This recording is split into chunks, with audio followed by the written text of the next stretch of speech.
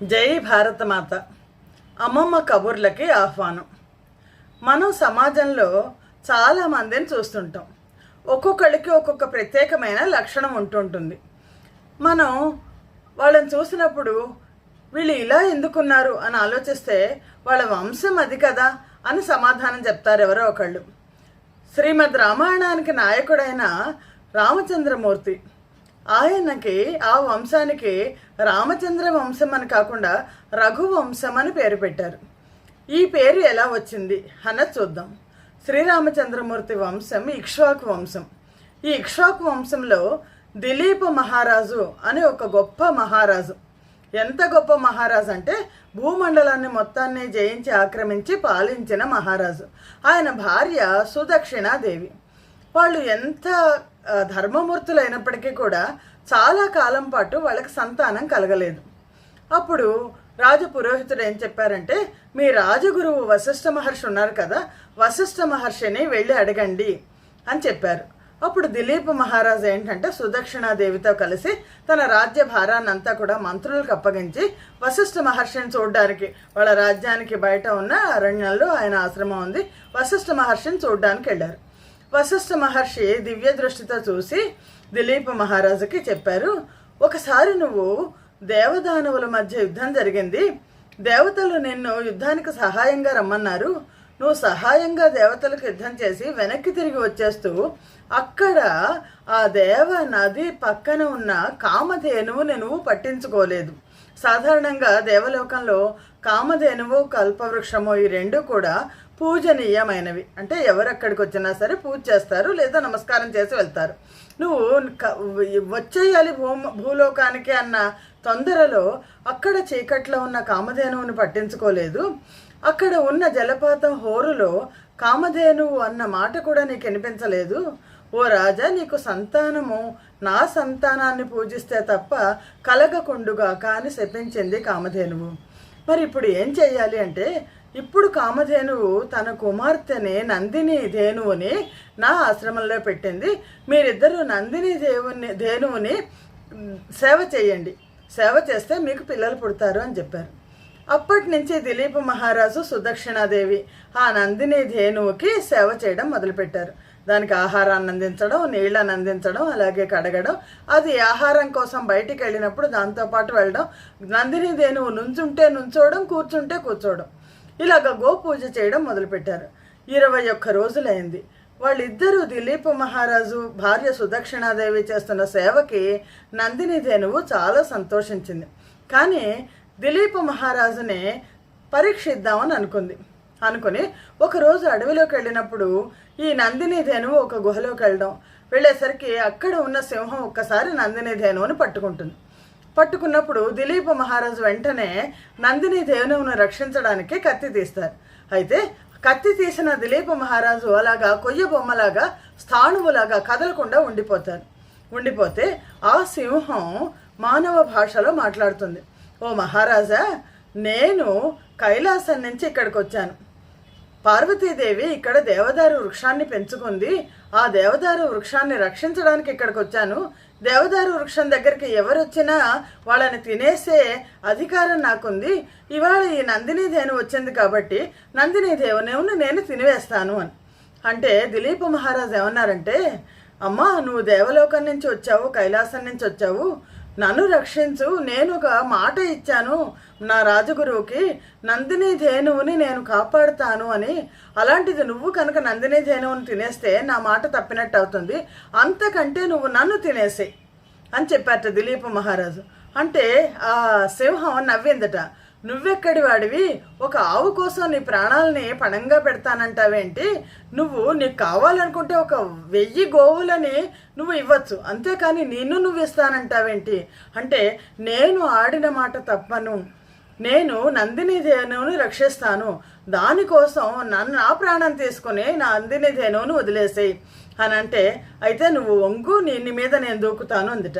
అంటే ఆయన వంగేసరికి పూల వర్షం కురిసిందట. ఇదంతా కూడా నందిని ధేనువు చేసిన మాయ. ఆ నందిని ధేనువు చాలా సంతోషించి, మీరు నా పాలు తాగండి, మీకు మంచి పిల్లాడు పుడతాడు, వంశోద్ధారకుడు పుడతాడు అని నందినిధేను వరవిచ్చింది. ఇస్తే దిలీప మహారాజ్ అన్నట్ట, నీ క్షీరాన్ని, నీ పాలని వశిష్ఠ మహర్షి ఉపయోగించుకున్న తర్వాత, అలాగే యజ్ఞానికి పూజలకి కావాల్సినవన్నీ తీసుకున్న తర్వాత మిగిలిన దానిలో 1/6 వంతు నేను తీసుకుంటాను. ఏ రాజు కూడా ఎప్పుడు 1/6 వంతు కంటే ఎక్కువ ఆశించకూడదు, నేను తీసుకుంటాను అని నమస్కారం చేశారట. వాళ్ళు వెనక్కి తిరిగి వచ్చారు. వశిష్ఠ మహర్షి చాలా సంతోషించారు. దిలీప మహర్షి సుదక్షిణ ఆ నందిని ధేనువుకి ఆ క్షీరం తాగి పాలు తాగి వాళ్ళ రాజ్యానికి వాళ్ళు వచ్చేసారు. తర్వాత సుదక్షిణకి రఘువు జన్మించాడు. రఘువు దిలీప మహారాజు కొంతకాలం అయిన తర్వాత ఈ రఘు మహారాజుకి ఒక వయస్సు వచ్చేసరికి అతనికి పట్టాభిషేకం చేశాడు.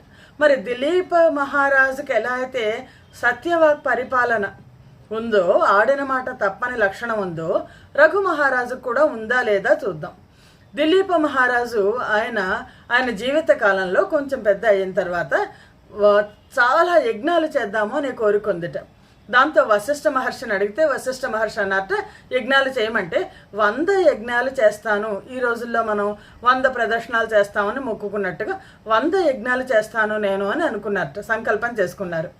ఆయన యజ్ఞం చేసిన ప్రతిసారి కూడా ఆ యజ్ఞాన్ని కాపాడే బాధ్యతని యువరాజు అయిన దిలీపుడికి ఇచ్చారు. 99 యజ్ఞాలు అయిపోయినాయి. 100వ యజ్ఞం దగ్గరికి వచ్చేసరికి ఇంద్రుడికి భయం వేసింది. ఎందుకంటే ఎవరైతే 100 యజ్ఞాలు చేస్తారో ఇంద్ర పదవికి అర్హత వస్తుంది. దాంతో ఈ 100వ యజ్ఞం చేసేటప్పుడు ఆ యజ్ఞ పశువును వదిలేస్తారు కదా, దాన్ని మాయం చేశాడు ఇంద్రుడు. రఘువు యాగాన్ని రక్షించాల్సిన రఘువు వెళ్ళి ఇంద్రుడితో పెద్ద యుద్ధం చేశాడు. చాలా పెద్ద యుద్ధం చేశాడు. ఇంద్రుడు సంతోషించి రఘు మహారాజుకి, రఘు అప్పుడు యువరాజు, నీకే కోరిక కావాలి, నువ్వు కోరుకో ఏదన్నా అంటే రఘు అన్నట్ట, నా తండ్రికి 100 యజ్ఞాలు చేసిన ఫలితం రావాలి అంటే ఇంద్రుడు ఆ 100 యజ్ఞాలు చేసిన ఫలితాన్ని దిలీపుడికి అనుగ్రహించాడు. అంటే తండ్రి పట్ల ప్రేమ రఘు మహారాజులో కనిపిస్తుంది. తర్వాత దిలీపుడు వానప్రస్థానికి వెళ్ళిపోయాడు. రఘు మహారాజుకి ఆయనకి పట్టాభిషేకం చేశాడు. ఈ పట్టాభిషేకం చేశాక రఘు మహారాజు ఒక పెద్ద యజ్ఞం చేశాట. విశ్వజిత్ యజ్ఞం అంటారు. ఆ విశ్వజిత్ యజ్ఞం చేస్తే దాంట్లో చివరిలో ఏం చేస్తారంటే ఉన్నదంతా కూడా దానం చేసేస్తారు. అలాగే రఘు మహారాజు అప్పటిదాకా రాజ్యంలో సంపాదించిన మొత్తం దీంట్లో ఉన్న అంటే ధనాగారంలో ఉన్న ధనం అంతా కూడా బ్రాహ్మణులకు, వచ్చిన వాళ్ళకి అందరికీ దానం చేసేసారు. సరిగ్గా అతను దానం చేసేసిన సమయంలో మొత్తం అంతా పూర్తయింది అనుకున్న సమయంలో ఒక బ్రాహ్మణ బాలకుడు వచ్చాట. అతని పేరు కౌత్సుడు. వచ్చి రఘు మహారాజు అప్పుడు సరిగ్గా సంధ్యావందనం చేస్తున్నట్ట, మట్టి పాత్రలో నీళ్లతో సంధ్యావందనం చేస్తున్నట్ట. అప్పుడు ఈ కౌత్సుడికి అర్థమైపోయింది, విశ్వజిత్ యాగం పూర్తయింది, రఘు మహారాజు మొత్తం అంతా కూడా దానం చేసేసారు, ఇంకా ఈయన నాకేమీ ఇవ్వలేరు అని అంటే రఘు మహారాజు వెనక్కి వెళ్ళిపోతున్న కౌత్సుడిని పట్టుకున్నట్ట. నువ్వు నా దగ్గరికి వచ్చావు, ఏదో అర్థించి వచ్చావు, ఒక బ్రాహ్మణ బాలకుడివి, నువ్వు రాజు దగ్గరకు వచ్చావంటే ఏదో ఆశించి వచ్చావు, నీకేం కావాలి చెప్పు అని, నీ కథ ఏంటి చెప్పు అని అంటే కౌత్సుడు అన్నట్ట, నా చాలా పెద్ద కథ. నేను వర్తంతుడు అనే ఒక గురువు దగ్గర విద్యాభ్యాసం చేశాను. ఈ వర్తంతుడు అనే గురువు చాలా చక్కగా నాకు అన్ని శాస్త్రాలు బోధించాక గురుకులం నుంచి అందరూ వెళ్ళిపోయేటప్పుడు గురుదక్షిణ ఇస్తారు. నాది కూడా మొత్తం బోధన అయిపోయింది కాబట్టి మా గురువు గారు ఏమన్నారంటే, నువ్వు వెళ్ళి నీ గృహస్థాశ్రమానికి వెళ్ళిపో, నేను చెప్పిన ఈ శాస్త్రాలన్నీ కూడా నువ్వు ఉపయోగించుకొని ధర్మార్థ కామ మోక్షాలకి అర్హుడవయ్యావు, నువ్వు నీ జీవితాన్ని నువ్వు గడుపు అన్నారు. అంటే నేను మా గురువుగారితో అన్నాను, గురువుగారు మీకు నేను మరి దక్షిణ ఇవ్వాలి కదా, ఏం దక్షిణ ఇవ్వను అని నేను అడిగితే గురువుగారు అన్నారు, నువ్వేమి ఇస్తావు దక్షిణ, నువ్వు చాలా నిరుపేద బాలకుడివి, నువ్వేమి దక్షిణ ఇవ్వక్కర్లేదు అంటే, కాదు నేను ఇస్తాను, ఏది కావాలో చెప్పండి, మీరు ఏది కావాలో చెప్పండి అన్నాను.